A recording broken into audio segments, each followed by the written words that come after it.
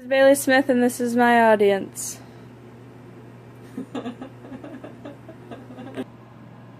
Something that has always interested me was injuries. When I was younger, I crashed into a building and badly injured my shoulder.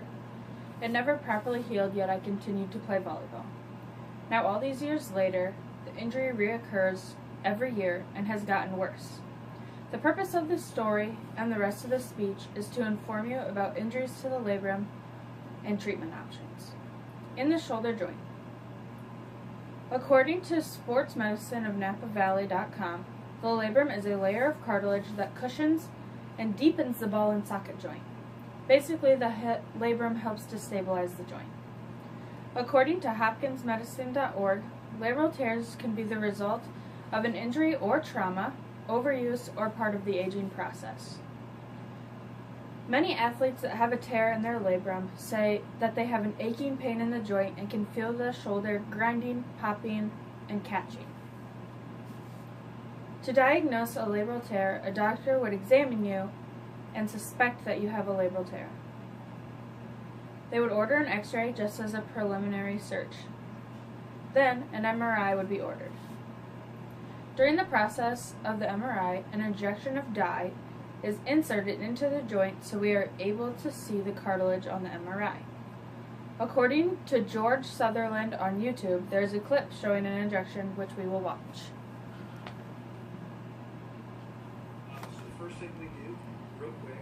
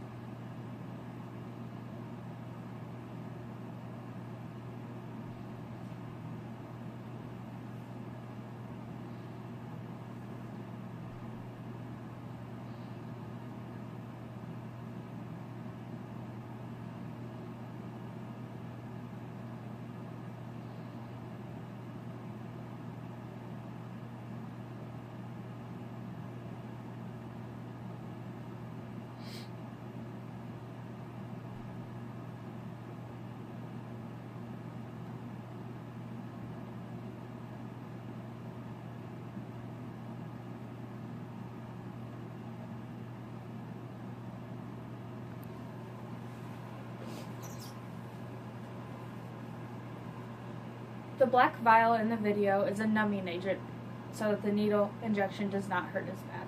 They also rub it at the end to help it go into the tissue faster. They let it sit there for roughly 5 minutes before taking you to the MRI. Labral tears are hard to diagnose even with an MRI. The best way to diagnose the tear would be go in arthroscopically, which is with a scope with a camera on the end and is going in surgically.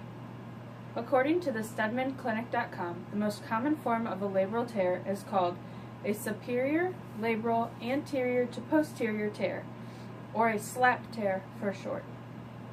This can affect the tendon that attaches to the bicep. Another type of labral tear that is not as common as the slap tear is called a Bankart tear, which occurs after dislocating a shoulder, and this kind of tear makes the injury continue to dislocate even after it is put back into place. It is very painful. There are a few different options for an individual who has been diagnosed with a labral tear, depending on the severity of it.